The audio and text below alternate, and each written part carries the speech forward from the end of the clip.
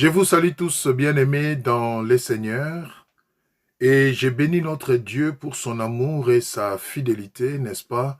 Lui qui nous fait la grâce de trouver encore du temps pour partager sa parole avec vous. Et j'ai prie vraiment que le Saint-Esprit soit celui qui dirige toutes choses et qui nous rende capables de saisir ce que le Seigneur veut nous communiquer. Nous voulons parler d'un thème important, un thème qui est connu, n'est-ce pas, et dont souvent nous parlons, mais on voulait, l'idée derrière aujourd'hui, c'est vraiment de comprendre quelle est l'utilité et le vrai sens, n'est-ce pas, de ce thème selon la parole du Seigneur. Donc notre thème, nous l'intitulons comme suit, le baptême. Le baptême. Alors, la parole de Dieu nous parle des deux types de baptême, à savoir le baptême d'eau et le baptême du Saint-Esprit, encore appelé baptême d'esprit et de feu. Nous voulons juste savoir quelle est la différence entre ces deux baptêmes et quelle est l'utilité de chacun d'eux, à la lumière de la parole de Dieu, bien sûr. Donc vraiment, je prie que le Seigneur nous donne l'humilité et la lucidité spirituelle pour que nous puissions arriver, n'est-ce pas, à saisir sa pensée. Commençons donc par le baptême d'eau. Le baptême d'eau vient d'où? Le baptême d'eau commence quand? Le baptême d'eau nous sert à quoi? Nous allons prendre donc notre premier passage dans le livre de Marc au 4e chapitre. Donc Marc 4, qu'est-ce que j'ai dit? Au premier chapitre, pardon, Marc, premier chapitre, nous allons lire le verset 4 et après nous lirons le verset 7 et le verset 8. Nous lisons donc Marc 1, le verset 4.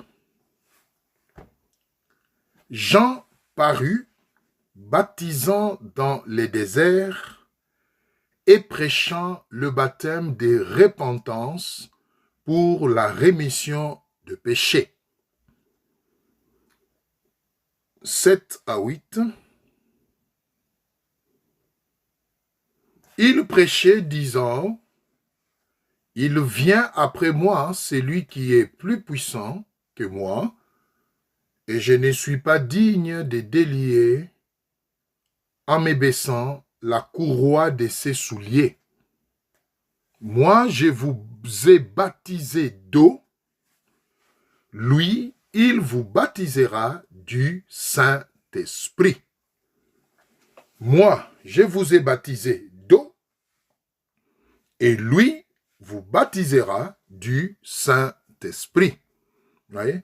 Donc, deux baptêmes différents. Le premier, c'est le baptême d'eau, qui est administré par Jean. Donc, c'est lui le précurseur du baptême. Et il prend soin de préparer les gens, de le préciser que moi, je vous baptise d'eau.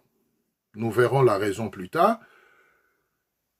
Et c'est lui qui viendra après moi, qui sera plus grand que moi. Je ne serai même pas digne de me mesurer, de me comparer à lui. Et il a pris une image ici en disant, je ne serai même pas digne de délier les lacets de ses sandales pour montrer la différence, la supériorité de celui qui viendra après lui par rapport à lui. Mais lui vous baptisera du Saint-Esprit. Ouais. Donc, deux types de baptême, baptême d'eau et du Saint-Esprit. Nous allons prendre un deuxième passage, toujours pour comprendre ces deux types de baptême, et puis après nous verrons l'utilité.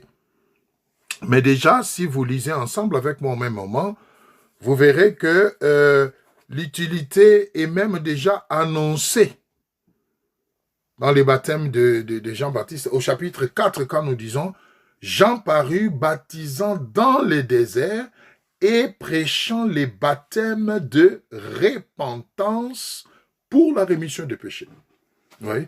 Donc, le baptême d'eau, c'est aussi appelé le baptême de repentance pour le pardon de péché. Prenons un deuxième passage, Acte 1, 5. La Bible dit ceci. Car Jean a baptisé d'eau, mais vous, dans peu de jours, vous serez baptisés du Saint-Esprit. Oui. Jean en a parlé en son temps, et ici dans les Actes des Apôtres, plus tard, on nous rapporte aussi. Les apôtres rapportent que Jésus-Christ l'avait dit aussi. Ici, nous sommes après même l'arrivée de Jésus, après sa mort, après sa résurrection, et il rappelle ça aux disciples. Ouais.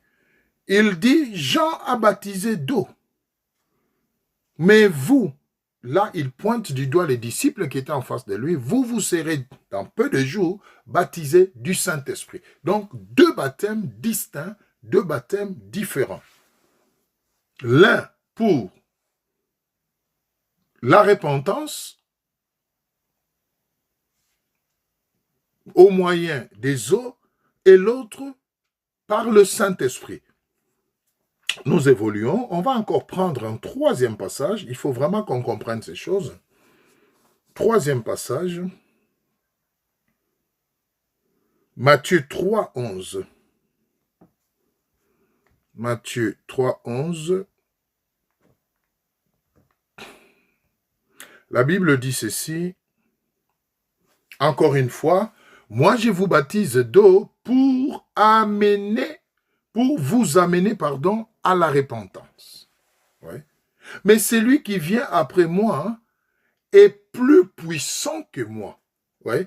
Donc, dans chaque évangile, il y a un accent sur un aspect qui démarque les deux baptêmes et les deux personnages qui ont amené ces baptêmes. Ouais. Jean-Baptiste, le baptême d'eau ou de la repentance, Jésus-Christ qui devait venir après Jean-Baptiste. Quand on dit venir après Jean-Baptiste, au fait, venir dans le ministère, commencer le ministère. Mais comme nous allons le voir, il était déjà là. Jésus est né 6 mois après Jean-Baptiste, parce que Jean-Baptiste était conçu 6 mois avant lui. Voilà. Pour préparer son chemin. Donc Jean-Baptiste a commencé le ministère avant Jésus. Jésus ne s'était pas encore manifesté par rapport au ministère. Et c'est pourquoi Jean-Baptiste, là, c'est lui qui vient après moi. Et qui est même déjà au milieu de nous, n'est-ce pas? Lui vous baptisera du Saint-Esprit. Très important. Et il précise qu'il est plus puissant que moi et je ne suis pas digne de porter ses souliers. Lui, il vous baptisera du Saint-Esprit, et là il donne un autre détail, il vous baptisera du Saint-Esprit et des feux. Encore un détail. Il vous baptisera du Saint-Esprit et des feux. Donc, le baptême du Saint-Esprit est aussi appelé baptême d'esprit et de feu. Et enfin, un autre passage, Jean 1, nous prenons abondamment la parole de Dieu pour vraiment réaliser que c'est biblique et que c'est vraiment important tout ça. Jean 1, 26. Jean leur répondit, moi je baptise d'eau, mais au milieu de vous, il y a quelqu'un, alléluia, que vous ne connaissez pas, qui vient après moi. Ouais. Au milieu de vous, il y a quelqu'un. Donc, comme je venais de le dire tantôt, Jésus était déjà là. Il était en train de grandir parce qu'il avait choisi de venir dans la chair humaine comme un homme ordinaire. N'est-ce pas? Et pendant que Jean-Baptiste était en train de mobiliser les gens à préparer l'entrée dans le ministère de Christ au moyen du baptême d'eau qui consistait à la repentance pour obtenir, n'est-ce pas, le pardon du péché, il prenait aussi soin de préparer les gens en disant, après moi, il y a quelqu'un qui est déjà au milieu de vous. Quand je dis il viendra après moi, ce n'est pas qu'il naîtra après moi, non, il est déjà là, au milieu de vous. Mais que vous ne connaissez pas encore parce qu'il ne s'est pas encore révélé par rapport à ce ministère, mais celui-là, quand il viendra après moi, c'est-à-dire après mon baptême, il vous administrera un autre baptême qui sera d'esprit et de feu. Donc, c'est très important, bien-aimés, que nous puissions retenir cela. Il y a deux différents baptêmes. Le verset 30 au verset 31, toujours le chapitre 1er de Jean, verset 30 au verset 31, c'est celui dont j'ai dit, après moi vient un homme qui m'a précédé. Oh, ça j'aime. Alléluia. Vous savez, après moi vient un homme qui m'a précédé car il était avant moi. Je ne le connaissais pas, mais c'est afin qu'il fût manifesté à Israël que je suis venu baptiser d'eau. Une autre dimension ici, bien-aimés. Si vous êtes attentif, vous constaterez que chaque passage que nous prenons nous donne un nouveau détail, un nouveau détail qui nous amène beaucoup plus en profondeur par rapport à la compréhension de ce que Jean-Baptiste a fait et de ce que Jésus devait venir faire après.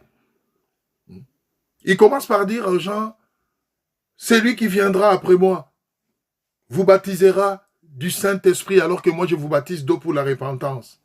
Après, il donne encore un autre détail parce qu'il faut que les gens comprennent. Après, il commence à dire, c'est lui qui est déjà au milieu de vous mais que vous ne connaissez pas et qui vient après moi. Là, c'était pour clarifier les choses parce que les gens pouvaient se dire, il vient après moi. Donc, quand Jean-Baptiste va passer, va mourir, c'est alors que celui-là viendra. Non, il prend soin de dire, il est déjà parmi vous, mais vous ne le connaissez pas encore parce que son temps n'est pas encore là, parce qu'il ne s'est pas encore manifesté. Mais sachez que quand il se manifestera après ce baptême que je vous donne, vous aurez droit au baptême du Saint-Esprit. Maintenant, au verset 30 à 31, il porte encore une autre précision.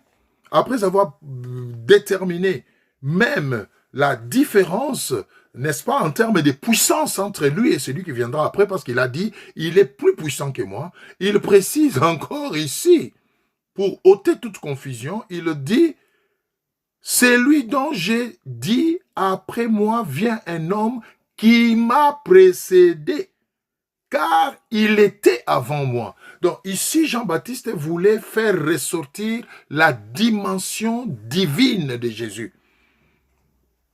Quand je vous dis qu'il est parmi vous et qu'il va vous baptiser du Saint-Esprit après moi, c'est parce qu'il a choisi de prendre la forme humaine et d'être sur cette terre. Mais sachez que même moi qui vous baptise d'eau, alléluia, je suis soumis à son autorité parce qu'au fait, en réalité, même quand je dis qu'il viendra après moi, c'est une manière de parler, mais en réalité, il m'a précédé. Il a existé avant moi. Il a toujours été là. Il a toujours été là. Et quand nous remontons dans Jean 1, c'est là où les choses sont claires, où on dit, au commencement était la parole était avec Dieu, et la parole était Dieu. Et la parole s'est faite chair, c'est ça Jésus-Christ. Donc la parole existait déjà. Avant Jean-Baptiste, Jésus existait déjà. Avant les prophètes, avant Moïse, il existait déjà. Et on nous précise que toutes choses ont été faites par elle, c'est-à-dire la parole. Et rien de ce qui n'existe n'a été fait par elle. Donc ici, Jean-Baptiste a vraiment donné tous les détails sur Jésus et sa dimension spirituelle et sa puissance, n'est-ce pas, et même son existence qui avait précédé toutes choses et même sa dimension de créateur. C'est très important qu'on comprenne toutes ces choses, bien-aimés. Et enfin, le dernier passage, toujours dans Jean 1, nous remontons maintenant vers un peu plus haut, nous prenons du 6e verset au 8e verset, du 6e verset au 8e verset, et on nous précise maintenant l'origine, voilà, de tous ces dont nous venons de parler. Il y eut un homme envoyé de Dieu, son nom était Jean. On nous parle maintenant des gens ici. Il vint pour servir des témoins, pour rendre témoignage à la lumière afin que tous crussent par lui. Il n'était pas la lumière, mais il parut pour rendre témoignage à la lumière. C'est ça Jean-Baptiste.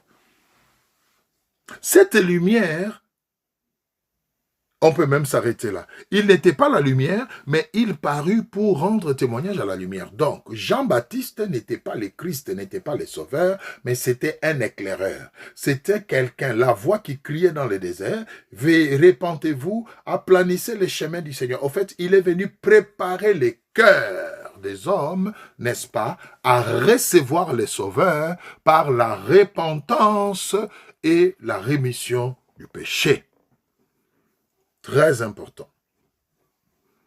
Voyons maintenant l'utilité de chacun de ces baptêmes. Donc là, nous avons bien compris qu'il y a deux baptêmes, n'est-ce pas, différents, et dont les précurseurs, pour les premiers, c'est Jean-Baptiste, n'est-ce pas, les baptêmes d'eau, et Jésus-Christ, les baptêmes de feu et d'esprit ou du Saint-Esprit. Alors, l'utilité de ces deux baptêmes, rapidement. Le baptême d'eau ou les baptêmes de Jean, ou encore appelé les baptêmes de la repentance pour le pardon du péché, amène à la repentance, à la rémission du péché, au pardon du péché. Donc ce baptême-là était un moyen, était un signe extérieur que l'on désirait, n'est-ce pas, chercher Dieu. On désire marcher avec Dieu. On désire abandonner les vieils hommes pour acquérir le nouvel homme qui est Jésus-Christ afin de marcher avec lui. C'est ça le baptême d'eau. Et là, il fallait se repentir. Se repentir signifie prendre la décision, n'est-ce pas, d'abandonner des vies, d'abandonner l'ancienne vie pour embrasser une nouvelle vie. Et cela ouvrait la porte au pardon du péché. Parce que l'obstacle qui a toujours été entre Dieu et les hommes, c'est le péché. S'il y a une chose qui salit la relation entre Dieu et les hommes, qui brise même la communion entre Dieu et les hommes, c'est le péché. Et Jean-Baptiste, sa mission avec ces baptêmes d'eau, n'est-ce pas, était justement d'amener les gens à se repentir, c'est-à-dire à renoncer à leur ancienne vie pour embrasser la nouvelle vie que le Christ allait leur apporter en abandonnant leur péché. Donc l'utilité du baptême d'eau, c'est la repentance pour le pardon du péché, le renoncement à l'ancienne vie pour commencer une nouvelle vie. C'est très important. Et c'est pourquoi il est administré normalement aux nouveaux convertis, à ceux qui acceptent Jésus-Christ comme Seigneur et Sauveur et prennent la décision, s'engagent, n'est-ce pas, à marcher avec lui comme leur maître. C'est ça le baptême d'eau. Le baptême d'eau vise les nouveaux convertis, les gens qui entendent l'évangile, comme du temps des gens. Ils entendent l'évangile, leur cœur est touché et ils décident d'abandonner leur ancienne vie pour entrer dans cette nouvelle vie qui consiste à accepter Jésus-Christ comme Seigneur et Sauveur, à lui faire confiance et à marcher avec lui. C'est ça le baptême d'eau, c'est le baptême du salut, c'est le baptême de la repentance, c'est le baptême du changement, du renoncement, à l'ancienne vie pour la nouvelle vie. Prenons Matthieu 3, 11 rapidement. Matthieu 3, 11. Qu'est-ce que la Bible nous dit? Je vous laisse trouver aussi. Matthieu 3, 11. Nous lisons. Moi, je vous baptise d'eau. Écoutez. Pour vous amener à la repentance. C'est ce que je viens de dire. Mais celui qui vient après moi est plus puissant que moi, et je ne suis pas digne de porter ses souliers. Lui, il vous baptisera du Saint-Esprit et des feux. Donc, le but Et ici, c'est Jean-Baptiste qui parle. Donc, le but du baptême d'eau, bien-aimé, c'est la repentance. Le but du baptême d'eau, bien-aimé, c'est d'exprimer de manière extérieure son engagement à abandonner la vie du péché pour marcher dans la vie de sanctification avec Jésus-Christ comme Seigneur et Sauveur et plaque tournante de notre vie. Marc 1, 4, 5. Jean parut baptisant dans les déserts et prêchant le baptême de repentance pour la rémission de péchés. Tous les pays de Judée et tous les habitants de Jérusalem se rendaient auprès de lui et confessant leurs péchés, ils se faisaient baptiser par lui dans le fleuve du Jourdain. Voilà l'utilité du baptême d'eau. Voilà l'utilité du baptême de Jean, qu'on appelle aussi baptême de la repentance. On dit bien tous les pays de Judée et tous les habitants de Jérusalem se rendaient auprès de lui et confessant leurs péchés, ils se faisaient baptiser par l'eau. Donc, on se fait baptiser après avoir confessé ses péchés, c'est-à-dire reconnaître sa nature pécheresse, se repentir, c'est-à-dire prendre la décision de tourner des vies, de changer des vies, et pour sceller cela, pour attester cela, on prenait le baptême d'eau, l'eau qui est un symbole de purification, n'est-ce pas? Même humainement, quand on est sale, n'est-ce pas? On prend une bonne douche. On prend une douche pour se laver et devenir propre. C'était ça le baptême. Donc, on entrait dans les eaux, n'est-ce pas, pour exprimer son engagement, sa volonté, son désir de vouloir être lavé, pardonné de tout ce qui est ancien, pour commencer une nouvelle vie avec le Seigneur au sortir des eaux. C'est ça, le baptême de Jean. Maintenant, le baptême d'esprit et de feu, ou le baptême de Jésus-Christ. C'était quoi son utilité? Si j'ai reçu le baptême du salut, c'est-à-dire j'ai accepté Jésus-Christ, je prends l'engagement de demander le pardon de mes péchés et de marcher avec lui, pourquoi un deuxième baptême?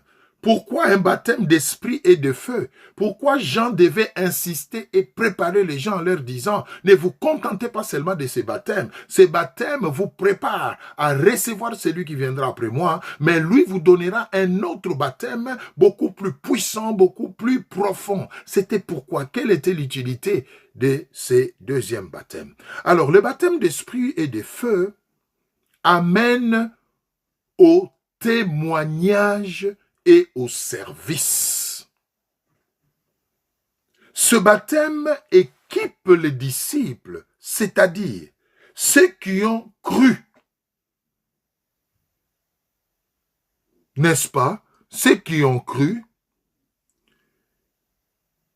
pour faire d'eux des ouvriers, des témoins, des serviteurs.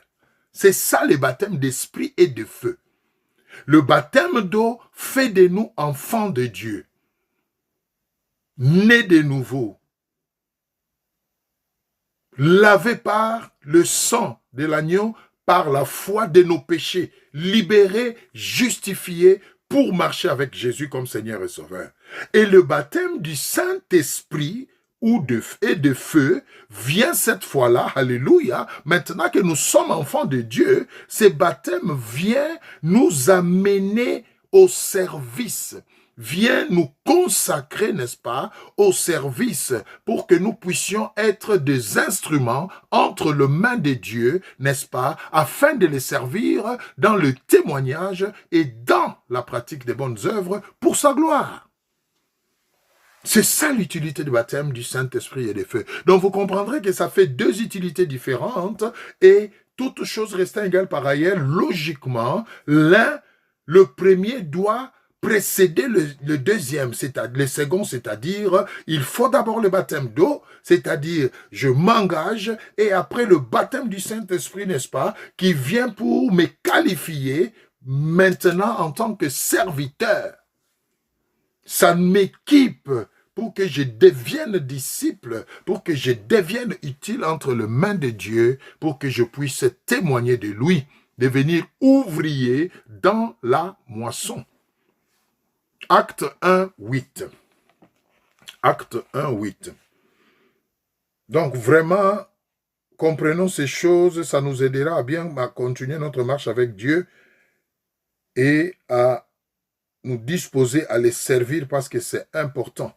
Dieu nous accorde le salut pour que nous puissions être ses témoins, pour que nous puissions être des canaux par lesquels il passe, pour que nous puissions être ouvriers, afin que par nous, d'autres aussi les connaissent et viennent à lui. Voilà pourquoi il nous sauve, et après nous avoir sauvés, il nous équipe, c'est ça le baptême du Saint-Esprit, pour devenir ouvriers. Acte 1, 8, qu'est-ce que la Bible dit? Ici, nous sommes après la résurrection de Jésus. Qu'est-ce qu'il dit? Mais vous recevrez une puissance, le Saint-Esprit survenant sur vous, et vous serez mes témoins à Jérusalem, dans toute la Judée, dans la Samarie, et jusqu'aux extrémités de la terre. Vous voyez? C'est très important. Très important. Ici, Jésus dit aux disciples, vous recevrez le Saint-Esprit, et quand il viendra, il vous qualifiera. Vous êtes déjà mes disciples, parce que vous avez marché avec moi, vous m'avez reconnu comme votre Seigneur et Sauveur. Vous avez été baptisé d'eau, oui. Maintenant, il vous reste un deuxième baptême, c'est-à-dire le Saint-Esprit. Lui viendra maintenant vous équiper pour les services. Il viendra maintenant vous équiper. Le Saint-Esprit ne vient pas nous sauver. Il vient nous équiper pour le service, pour devenir un serviteur de Dieu, pour devenir un ouvrier, afin que d'autres aussi par nous, n'est-ce pas, soient sauvés et viennent au Seigneur. Amen. Acte 10, 38. Vous savez comment Dieu a oint du Saint-Esprit et des forces Jésus de Nazareth, qui allait de lieu en lieu, faisant du bien et guérissant tous ceux qui étaient sous l'empire du diable, car Dieu était avec lui. Amen. Ça, c'est le baptême du Saint-Esprit. Et Jésus lui-même, homme sur la terre, a suivi le cursus, bien-aimé. Nous le verrons plus tard. Jésus, homme sur la terre, il devait nous montrer les modèles. La Bible dit, un jour, Jean-Baptiste baptisé d'eau, et il voit Jésus venir. Il a même paniqué. Il dit, mais toi, tu viens vers moi, mais c'est moi qui suis censé. Jésus a dit, non, laisse les choses être faites comme ça. Baptise-moi. Et Jésus a été baptisé d'eau. Et lui, c'est exceptionnel. Ce n'était pas parce qu'il avait péché, il voulait se repentir comme nous. Non, mais c'était pour nous montrer les modèles, nous montrer le chemin, l'exemple. Et la Bible dit, quand il est sorti des eaux, il a reçu automatiquement le baptême du Saint-Esprit cette fois-là, parce que le ciel s'est ouvert et il ne voit. La Bible dit, le Saint-Esprit est descendu sur lui comme sous forme de colombe. Tout le monde a vu et entendu la voix. Celui-ci est mon fils bien-aimé, écoutez-le. En qui j'ai placé toute mon affection. Donc c'est important, bien-aimé, ces deux baptêmes. Et ici, les disciples, après la Pentecôte, sont en train justement d'expliquer au peuple d'Israël, voilà ce qui s'est passé. Vous avez vu comment Dieu a oint du Saint-Esprit et des forces Jésus de Nazareth. Mais c'était pour qu'il fasse quoi? Pour qu'il aille de lieu en lieu, guérir, consoler, libérer, délivrer. C'est ça être témoin. C'est ça être ouvrier. Donc, le baptême du Saint-Esprit vient nous qualifier pour le service.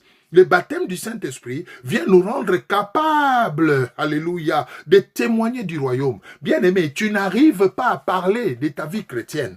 Tu n'arrives pas à parler de Jésus aux autres parce que tu as encore du chemin à faire. Tu as besoin du Saint-Esprit. Ce n'est pas avec ta force. Ton amour pour Jésus ne suffit pas. Ta volonté de le servir ne suffit pas. Il te faut une qualification. Il te faut être équipé. Et c'est le Saint-Esprit, justement, qui vient te qualifier, te donner cette force, cette capacité, alléluia, de pouvoir maintenant entrer dans le service. Je suis sauvé, j'ai le salut par le baptême d'eau et la repentance, n'est-ce pas? Maintenant, je suis qualifié, c'est-à-dire équipé, revêtu de la puissance de Dieu pour aller de lieu en lieu et marcher sur les traces de Christ en parlant de Christ. C'est très important. Donc, le baptême du Saint-Esprit et de feu vient nous qualifier pour le service, pour être ouvrier dans la moisson. Alléluia. Et Jésus, je le répète, nous en a donné le modèle. Prenons encore un dernier passage, toujours pour comprendre vraiment l'utilité du baptême du Saint-Esprit. Ésaïe 61, de 1 à 3. Nous lisons: L'Esprit du Seigneur, l'Éternel, est sur moi, car l'Éternel m'a oint, c'est-à-dire m'a donné le Saint-Esprit, c'est-à-dire m'a couvert de son Saint-Esprit, c'est-à-dire m'a rempli de son Saint-Esprit. Pour faire quoi? Pas pour être sauvé, je suis déjà sauvé, mais pour porter des bonnes nouvelles aux malheureux. Il m'a envoyé pour guérir ceux qui ont le cœur brisé, pour proclamer aux captifs la liberté et aux prisonniers la délivrance, pour publier une année de grâce de l'Éternel et un jour de vengeance de notre Dieu, pour consoler les affligés, pour accorder aux affligés de Sion, pour leur donner un diadème au lieu de la cendre, une huile de joie au lieu du deuil, un vêtement de louange au lieu d'un esprit abattu, afin qu'on les appelle des térébintes de la justice, une plantation de l'Éternel pour servir à sa gloire. Donc, le Saint-Esprit vient sur nous, alléluia, exactement comme il est venu sur Jésus, homme sur la terre, pour que nous soyons équipés et rendus capables, n'est-ce pas, de témoigner, de manifester les acquis de la croix, de manifester la puissance de Dieu, de manifester l'amour de Dieu dans notre vie de chaque jour, partout par où nous passons, sans exception de personne, afin que ces gens-là soient consolés, soient sauvés et comprennent que le salut vient d'en haut et qu'à leur tour, ils puissent donner leur vie à Jésus pour que eux aussi, plus tard, puissent servir à sa gloire. Voilà l'utilité du baptême du Saint-Esprit. Donc tu en as besoin, mon frère. Tu brilles peut-être d'envie de servir Dieu. Tu aimes bien parler de Christ, mais tu n'arrives pas. Il y a un frein, il y a un blocage. Sache que tu as besoin du baptême du Saint-Esprit et de feu. Il faut le réclamer. Voilà, bien-aimés. Donc, nous disons que le processus serait donc, toute chose restant égale par ailleurs, que l'on prêche l'évangile du salut en Jésus-Christ. Que les gens l'acceptent et croient. Qu'ils soient baptisés d'eau pour la repentance et le pardon de leurs péchés, après les avoir confessés, et afin qu'ils soient baptisés du Saint-Esprit pour devenir des témoins et des serviteurs, de sorte à gagner à leur tour d'autres gens, alléluia, pour la gloire de Dieu. Voilà un peu, toutes choses restant égales par ailleurs. C'est-à-dire, dans les mêmes conditions, normalement, voilà le chemin, voilà la procédure. Nous prêchons l'évangile, les gens acceptent, ils croient, ils confessent leurs péchés, ils sont baptisés, ils deviennent enfants de Dieu, pardonnés, justifiés par la foi. Après, ils doivent être baptisés du Saint-Esprit et de feu pour devenir à leur tour des ouvriers qui vont eux aussi présenter Jésus, témoigner de lui, équiper les autres, n'est-ce pas, pour que... Et c'est un cycle, c'est comme ça, c'est un travail de transmission, bien-aimés. C'est très important. Et quand l'Église ne fait pas ça, elle passe à côté de sa mission. C'est très important. Jésus-Christ lui-même l'a fait, nous venons de le voir. Il a été baptisé d'eau, il a été rempli du Saint-Esprit et il est allé annoncer. La Bible dit, nous venons de le lire, il allait de lieu en lieu. Les apôtres l'ont fait aussi. Ils ont été baptisés, ils ont reçu le Saint-Esprit le jour de la Pentecôte et ils se sont lancés dans la mission. Et nous, aujourd'hui, c'est le schéma que nous devons suivre, n'est-ce pas, pour continuer cette œuvre-là. C'est très important, bien-aimé. Très important, bien-aimé. Matthieu 28, 18 à 20. Matthieu 28, 18 à 20. Qu'est-ce que la Bible dit?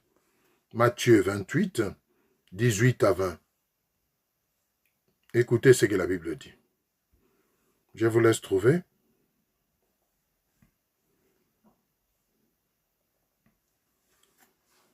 Jésus s'étant approché, leur parla ainsi. Tout pouvoir m'a été donné dans le ciel et sur la terre. Allez, faites de toutes les nations des disciples. Mais comment vous allez faire des disciples? Il précise. Les baptisant au nom du Père, du Fils et du Saint-Esprit. Et enseignez-leur à observer tout ce que je vous ai prescrit. Et voici, je suis avec vous tous les jours jusqu'à la fin du monde. C'est une mission que le Seigneur nous confie ici. Très important. Prenons Matthieu 3, 13 à 17. Nous rentrons dans Matthieu 3, 13 à 17. Matthieu 3, 13 à 17. Béni sois-tu, Seigneur.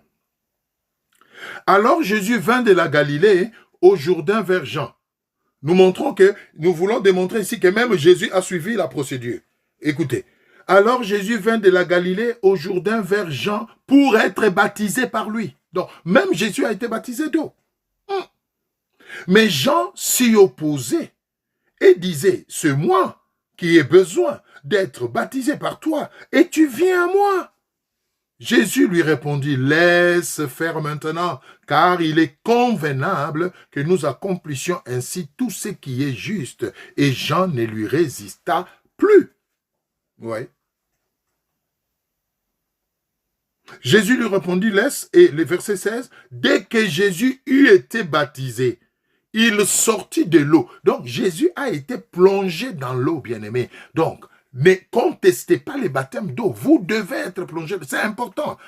Jésus-Christ est notre modèle. S'il est passé par les eaux, si ses disciples, les apôtres, sont passés par les eaux, nous devons le faire. Et nous verrons plus tard que même Jésus lui-même, après, simultanément avec Jean-Baptiste, lui aussi a baptisé d'eau. Enfin, du moins, par ses disciples. Donc, le baptême d'eau a toute sa place dans notre marche avec le Seigneur. Elle est importante, elle est indispensable. Il est, important et il est indispensable. Dès que Jésus était baptisé, il sortit de l'eau et voici les cieux s'ouvrirent. Écoutez. Et il vit l'Esprit de Dieu, le Saint-Esprit, descendre comme une colombe et venir sur lui. Et une voix fit entendre des cieux ces paroles. Celui-ci est mon fils bien-aimé, en qui j'ai mis toute mon affection. Donc le schéma est là.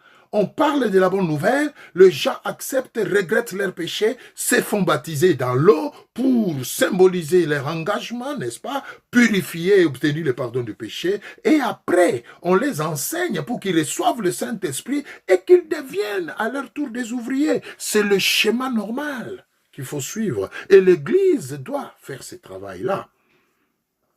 Amen. C'est très important.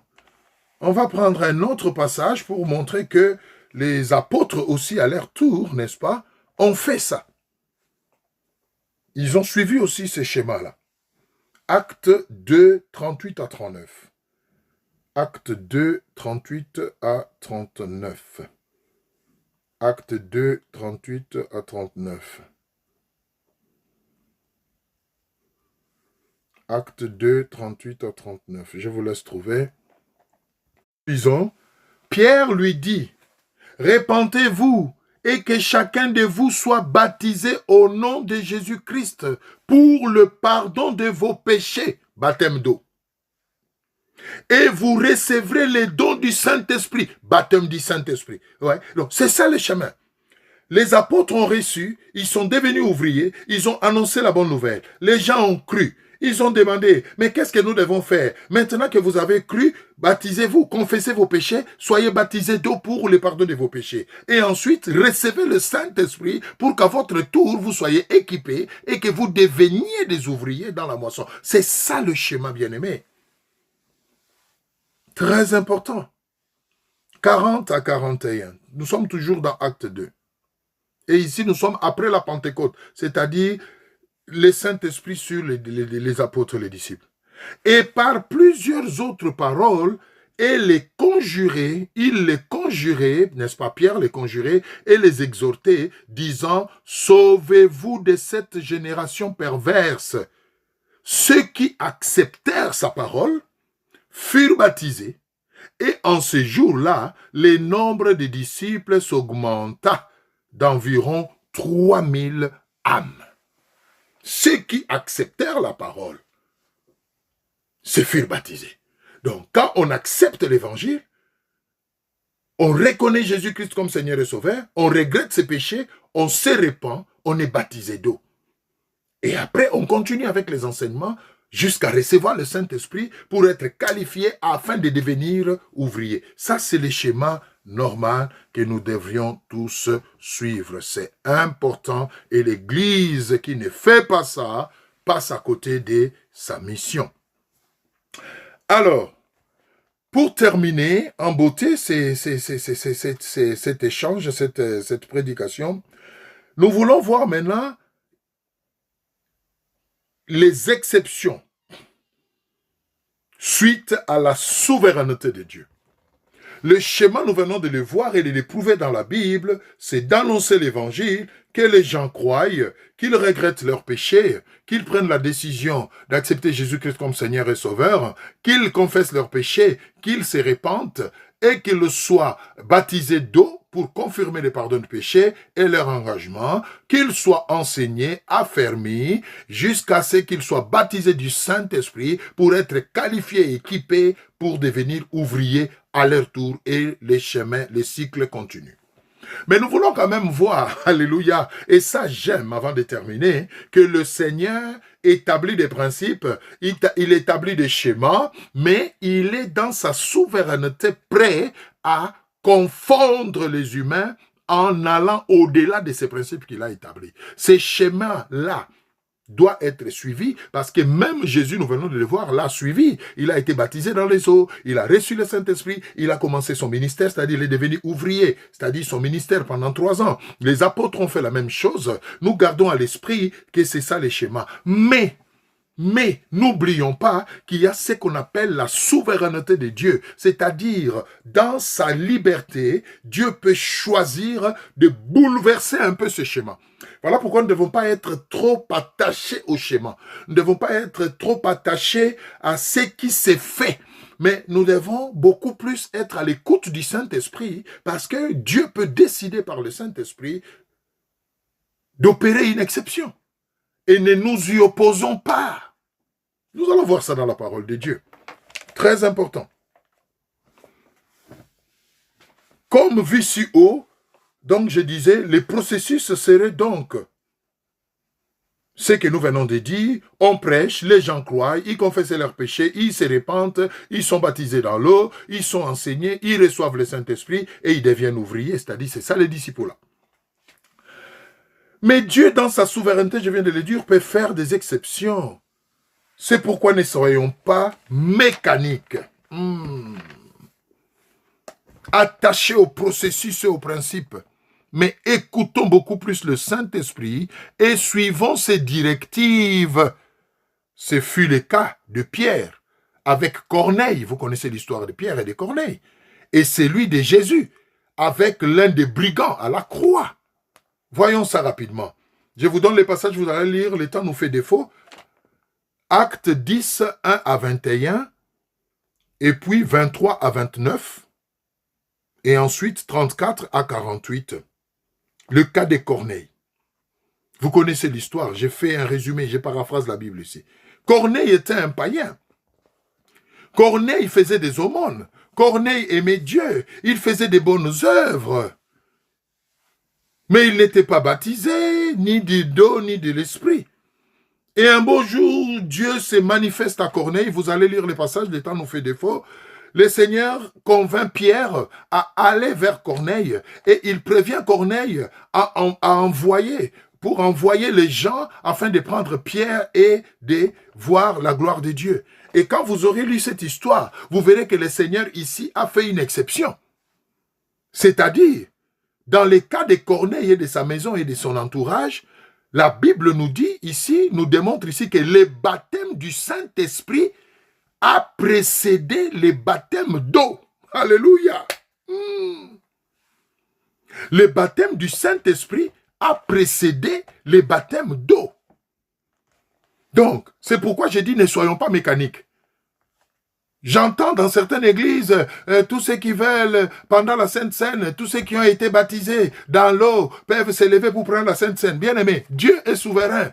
Il ne faut pas être baptisé dans... C'est écrit nulle part dans la Bible que pour prendre la Sainte Seine, il faut être baptisé dans l'eau. Le baptême d'eau est important, nous le reconnaissons, mais Dieu est souverain, peut faire exception. Et nous allons voir ça dans le cas de Corneille. Donc, ne mettons pas en place des choses qui montrent que nous sommes limités, que nous voulons limiter Dieu. Prendre la Sainte Seine, c'est écrit où qu'il faut être baptisé dans l'eau. C'est écrit nulle part. C'est une habitude, c'est un usage qui nous a précédés. Mais nous devons discerner. N'empêchez pas aux gens de communier le sang. Parce que d'ailleurs, c'est la Sainte Seine, le fait qu'ils prennent le sang et la chair de Jésus, qui peut déclencher beaucoup d'autres envies, beaucoup d'autres choses en eux, même la repentance. Mais on prive aux gens la Sainte Seine parce qu'ils n'ont pas été baptisés d'eau. Regardez ici. Une exception, acte 10. Nous allons juste lire acte 10, le verset 47. Écoutez ce qui est écrit. Acte 10, le verset 47. C'est très important. Nous sommes toujours dans l'histoire de Corneille, mais nous prenons ce qui nous intéresse. Vous avez les passages, vous allez lire à la maison. Acte 10, verset 47. Écoutez ce que la Bible dit. Ici, Pierre est déjà arrivé chez Corneille, et il a commencé à parler de la parole de Dieu, et écoutez ce qui s'est passé. Gloire au Seigneur. Alors Pierre dit, peut-on refuser l'eau du baptême à ceux qui ont reçu le Saint-Esprit aussi bien que nous? Et il ordonna qu'ils fussent baptisés au nom du Seigneur, sur quoi ils les prièrent de rester quelques jours après eux. Ouais. Ici, le schéma que nous avons donné tout à l'heure n'a pas marché, parce que Dieu a décidé ainsi. Et l'Église doit écouter le Saint-Esprit.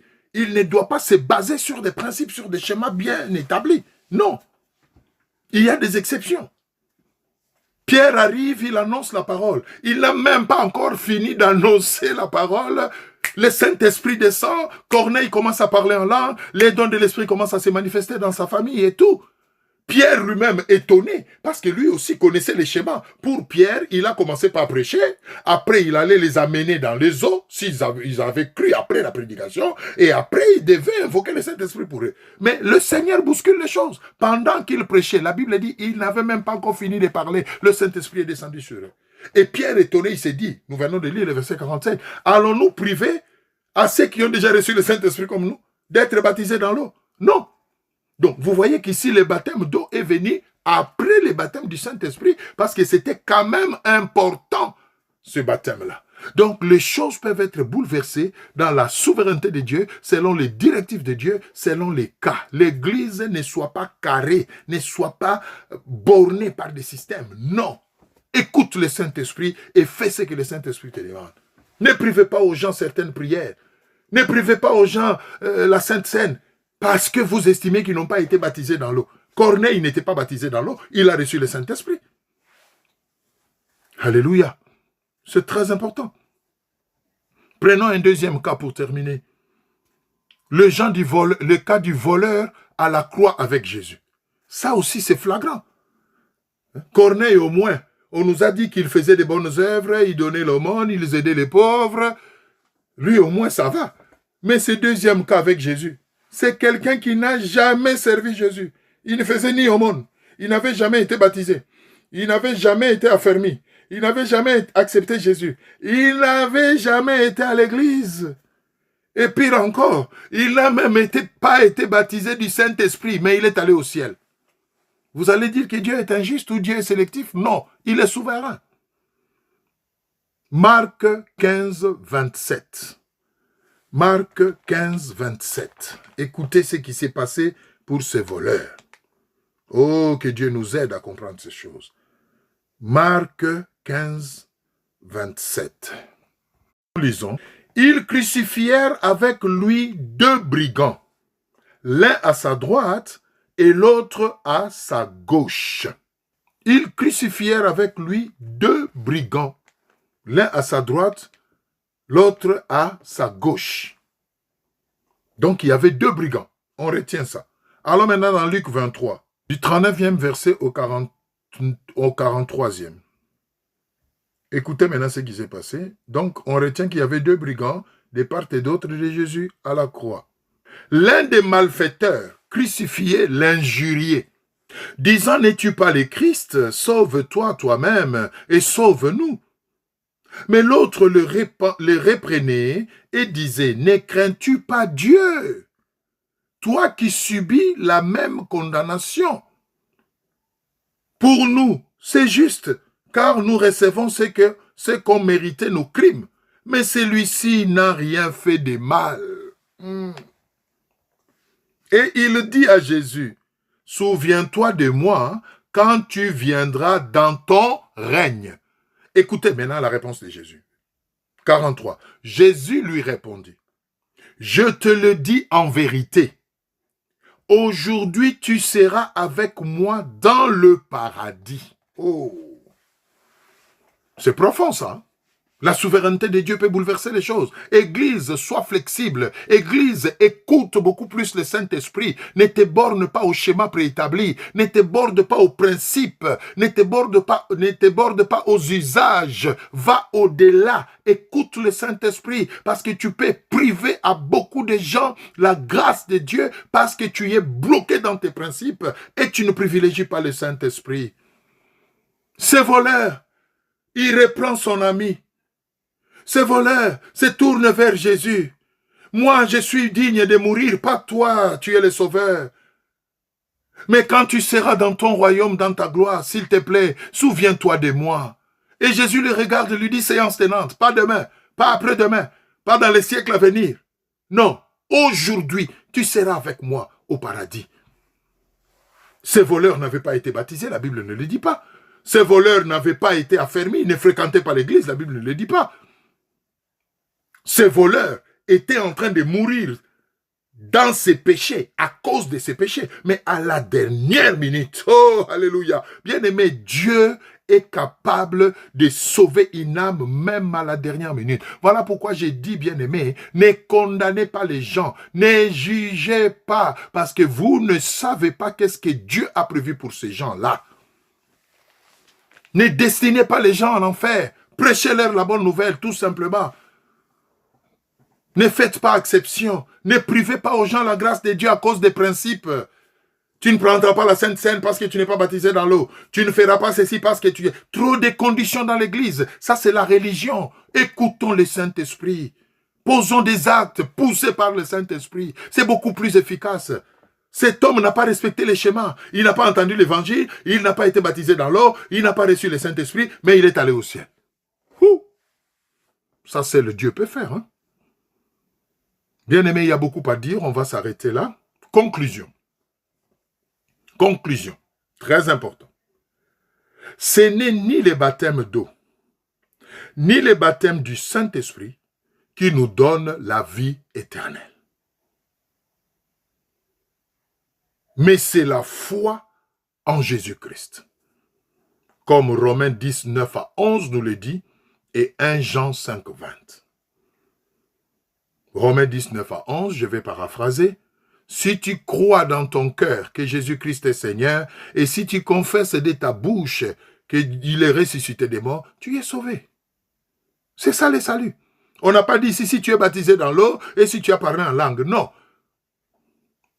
1 Jean 5, 20. La Bible nous dit, nous avons la vie éternelle, nous qui croyons en Jésus-Christ, car c'est lui le véritable Dieu. Point barre. Point barre. Le baptême d'eau, le baptême du Saint-Esprit, ce n'est pas ce qui va nous amener au ciel. C'est la foi en Jésus-Christ et en l'œuvre de la croix. Toute foi Équilibrons les choses. Toutefois, passons par les eaux des baptêmes et désirons les baptêmes du Saint-Esprit. Parce qu'ils marquent notre obéissance à Dieu.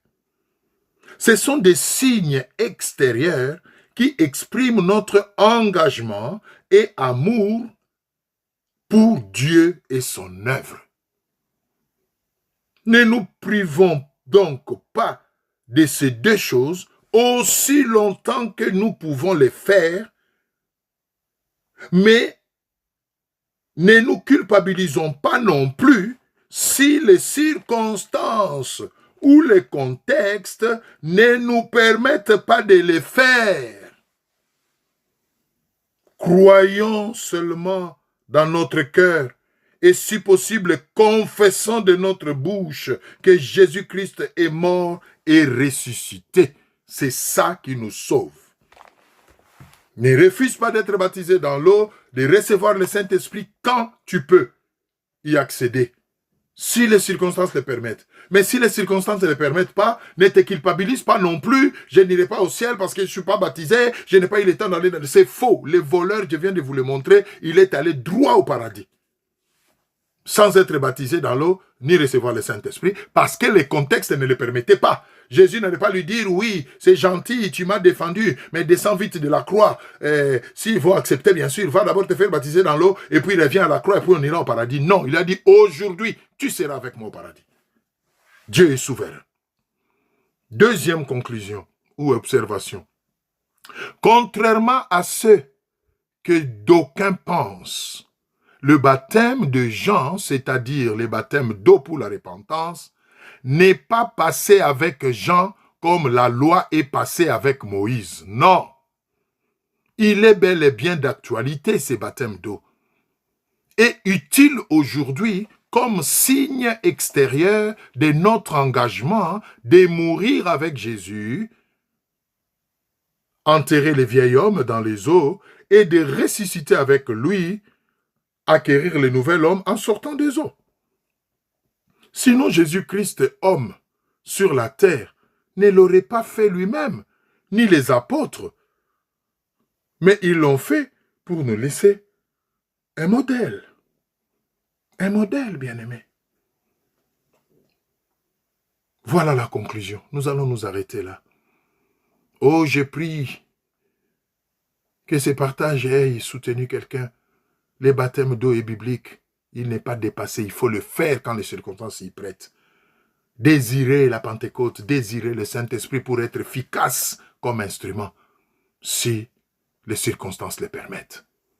Que Dieu vous bénisse et que le Saint-Esprit lui-même continue à vous enseigner ces choses pour que vous en soyez convaincus davantage. Je vous dis, quant à moi, à une prochaine occasion. Au revoir.